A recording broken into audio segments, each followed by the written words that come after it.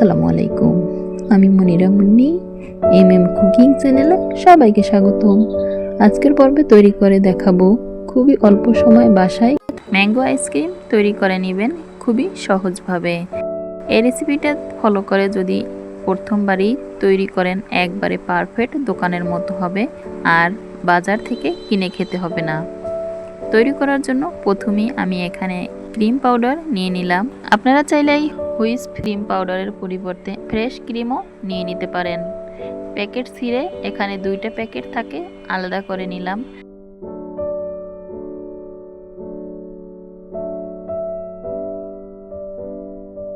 একটা বাটি নিয়ে নিলাম, একটা প্যাকেট ছিঁড়ে সম্পূর্ণ পাউডার বাটিতে নিয়ে নিলাম। বড় একটা পাত্র নিয়ে নিলাম, কুসুম গরম পানি অ্যাড করে নিয়ে ভালোভাবে পাউডার অ্যাড করে দিয়ে মিশিয়ে নিয়ে আধা ঘন্টার জন্য নরমাল ফ্রিজে রেখে দিব ঢাকনা দিয়ে ঢেকে।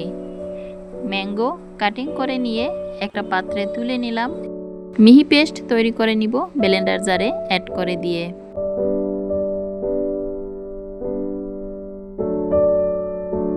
ক্রিম তৈরি করার জন্য বড় একটা পাত্র নিয়ে নিলাম। 1 কাপ পরিমাণ লিকুইড গরুর দুধ, 1 কাপ পরিমাণ গুঁড়া দুধ, 1 টিস্পুন চামচ কর্নফ্লাওয়ার অ্যাড করে নিলাম। কর্নফ্লাওয়ারের পরিবর্তে আপনারা প্যাকেটের আটা কিংবা ময়দা নিয়ে নিতে পারেন। এবার উপকরণটা ভালোভাবে মিশিয়ে নিব। চুলায় বসিয়ে আবারও একটু ভালোভাবে মিশিয়ে নিলেই কিন্তু খুব সুন্দরভাবে মিশে যাবে, আর এক পর্যায়ে দেখা যাবে খুবই ঘন হয়ে আসবে। এখানে স্বাদ মতো চিনি অ্যাড করে দিব। চিনি অ্যাড করে নেওয়ার পর একটু পাতলা হয়ে যাবে, আবারও একটু জাল করে ঘন করে নিয়ে চুলা থেকে নামিয়ে নিয়ে ঠান্ডা করে নিব।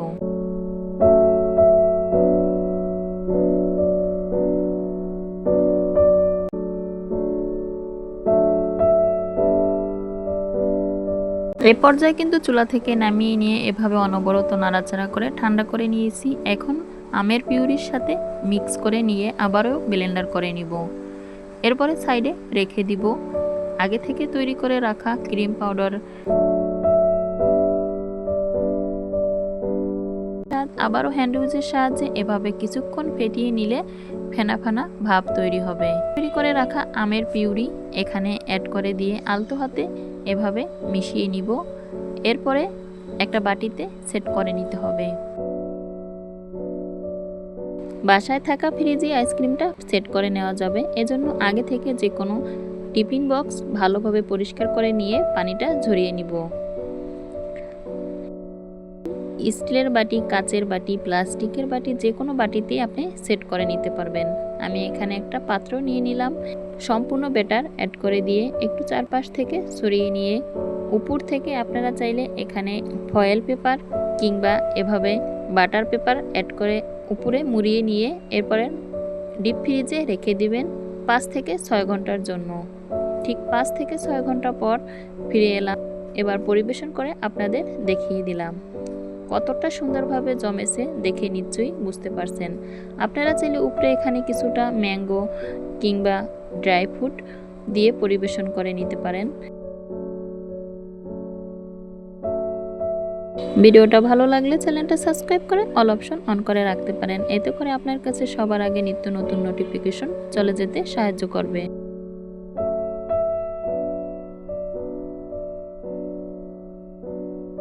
মিষ্টি দই তৈরি করে নিতে পারবেন।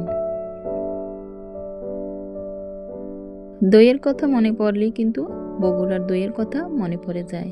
তবে বগুড়ার দইয়ের সম্পূর্ণ ডিটেলস আমাদের মাঝে শেয়ার না করলেও আমি কিন্তু আজকে আপনাদের মাঝে সকল টিপস সহ ভিডিও শেয়ার করব।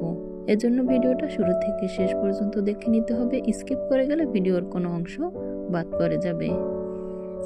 তৈরি করার জন্য প্রথমেই চুলায় একটা প্যান বসিয়ে 2 টিস্পুন চামচ পানি অ্যাড করে নিলাম। এতে করে আপনি যখনই দুধ জাল করে নেবেন নিচের দিকে লেগে যাবে না, আর এই টিপসটা শিখে রাখতে পারলে আপনার কাজে লাগবে। কথা না বাড়িয়ে ভিডিওর মূল পর্বে চলে যাই। এখানে প্যানে 2 লিটার পরিমাণ দুধ অ্যাড করে নিয়েছি। জাল করে এভাবে ঘন করে নিব বলক তুলে তুলে। এভাবে জাল করে নেওয়ার পর উপরের অংশে সর বা আপনারা মাখন যাই বলেন এভাবে ভেঙে বারবার জাল করে নিতে হবে। এতে করে চামচ কাটা দই তৈরি করে নিতে পারবেন। আমি দুধ জাল করে অর্ধেক পরিমাণ করে চুলা থেকে নামিয়ে নিলাম। এরপরে চিনির ক্যারামেল তৈরি করার জন্য 1 কাপ পরিমাণ চিনি অ্যাড করে নিলাম। আপনি যেভাবে মিষ্টি পছন্দ করেন চিনির পরিমাণটা কমিয়ে বা বাড়িয়ে অ্যাড করে নিতে পারেন। আর সাইড থেকে চিনি অ্যাড করে দিয়ে চুলার আঁচ মাঝারি আঁচে রেখে জাল করে নিতে, সাথে সাথে নাড়াচাড়া করে নেওয়া যাবে না, এতে করে কিন্তু ক্যারামেল তৈরি হবে না। যখনই দেখবেন পাশ থেকে একটু কালার চলে আসছে, এই পর্যায়ে আপনি নাড়াচাড়া করে সমস্ত চিনি মিশিয়ে নিলেই তৈরি হয়ে যাবে ক্যারামেল। মাশাআল্লাহ, কত সুন্দর একটা কালার চলে আসছে। এর থেকে যদি আপনি কালার তৈরি করে নেন, এতে করে কিন্তু পুড়ে যাবে আর তিতো লাগবে দইটা খেতে।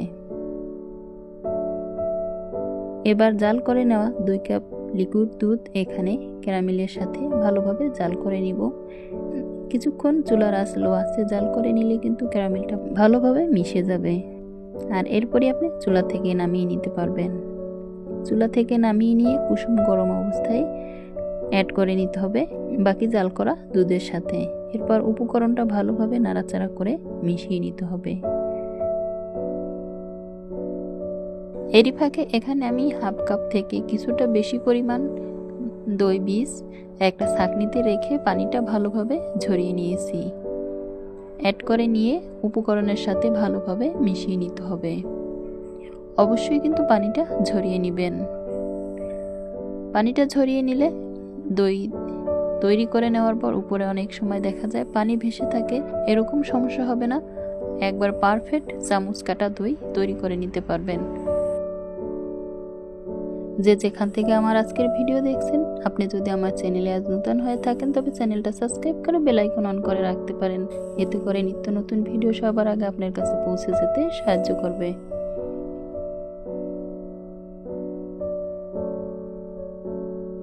যে পাত্রে আপনি দই বসিয়ে নেবেন ওই পাত্রটা আগে থেকে ভালো করে ক্লিন করে নিয়ে এরপরে পানিটা শুকিয়ে নিয়ে এভাবে কিছুটা দই বীজ লাগিয়ে নিতে হবে। আমি এখানে কিছুটা দই বীজ লাগিয়ে নিয়েছি। আর দেখে নিশ্চয়ই বুঝতে পারছেন দই বীজের সাথে কোনো প্রকার কিন্তু পানি নাই। এক্সট্রা পানিটা কিন্তু আমি ঝরিয়ে নিয়েছি। এরপরে তৈরি করে রাখা উপকরণটা পাত্রে অ্যাড করে নিলাম। আর এভাবে একটা ঢাকনা দিয়ে ঢেকে ল্যাপ কিংবা কম্বল দিয়ে মুড়িয়ে 7 থেকে 8 ঘন্টা রেখে দিলেও সেট হয়ে যাবে। আর আমি অন্যভাবে তৈরি করে দেখাবো, খুবই অল্প সময় আগে বলছিলাম। এজন্য একটা প্যানে গরম কাপড় অ্যাড করে নিয়েছি। আর এরপরে পাত্রটা বসিয়ে নিয়ে আবারও উপরের ঢাকনা দিয়ে ঢেকে মুড়িয়ে নিয়ে একটা প্যান চুলায় বসিয়ে হালকা গরম করে নিয়েছি।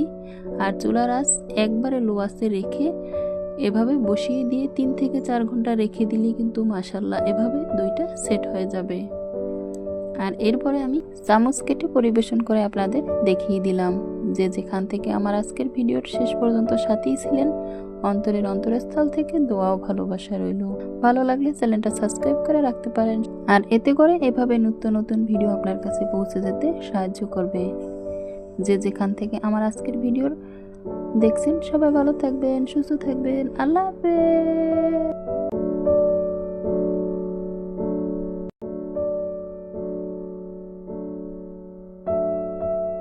আসসালামু আলাইকুম, আমি মনিরা মুন্নি MM কুকিং চ্যানেলে সবাইকে স্বাগতম। আজকের পর্বে তৈরি করে দেখাবো পাউরুটি পাকা আম দিয়ে খুবই হেলদি, পুষ্টিগুণে ভরপুর সকাল কিংবা বিকেলের নাস্তায় বাচ্চা থেকে বড় সবাই পছন্দ করবে। আর তৈরি করে নিতে পারবেন খুব সহজে অল্প সময়ে। তৈরি করার জন্য পাউরুটির স্লাইস নিয়ে নিলাম। এভাবে গ্লাস কিংবা বাটির সাহায্যে কাট করে নিতে পারেন।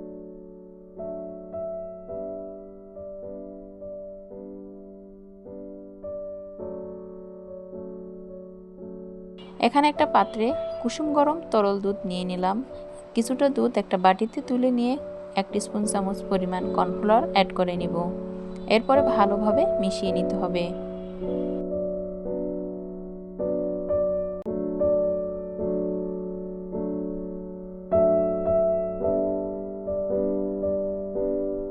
বাকি লিকুইড গরুর দুধ চুলায় বসিয়ে দিয়ে এভাবে টকবগিয়ে যখন ফুটে উঠবে এই পর্যায়ে কর্নফ্লাওয়ার মিশানো তরল দুধ অ্যাড করে নিয়ে অনবরত নাড়াচাড়া করে নিতে হবে যাতে দলা পেকে না যায়।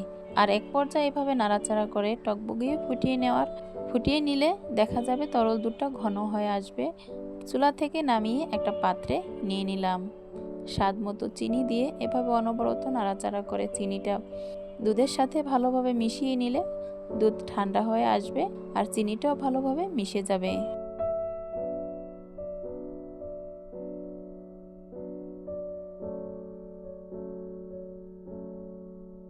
সাইডে রেখে দিয়ে আম কাটিং করে নিলাম। কিউব করে কাটিং করে একটা পাত্রে তুলে নিলাম। এরপরে একটা বড় সরানো পাত্রে নিয়ে নিতে হবে।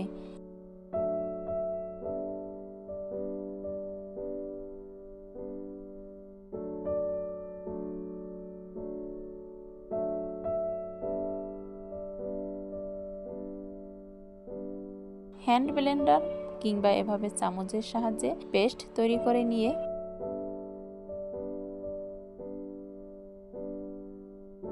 স্বাদ মতো চিনি ও পাউডার দুধ 1 টিস্পুন চামচ পরিমাণ নিয়ে ভালোভাবে মিশিয়ে নিলাম।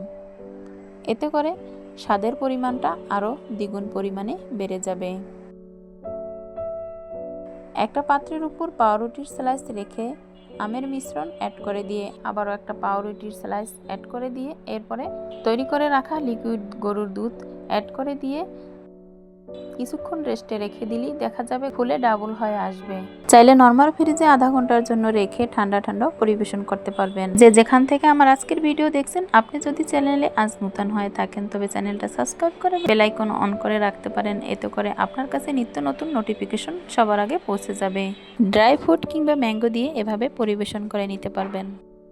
ভিডিও শেষ পর্যন্ত থাকার জন্য অন্তরের অন্তরস্থল থেকে দোয়া ও ভালোবাসা রইল। যে যেখান থেকে দেখছেন সবাই ভালো থাকবেন, নিরাপদে থাকবেন। আল্লাহ হাফেজ।